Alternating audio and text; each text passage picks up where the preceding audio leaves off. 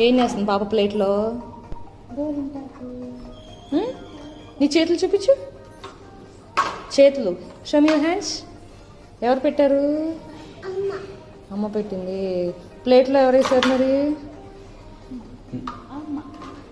ఏ కన్నమ్మా ఇచ్చుడు.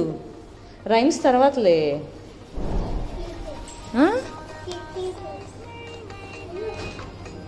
బాగుందా అలా తొక్కుతుంటే? బాగుందా?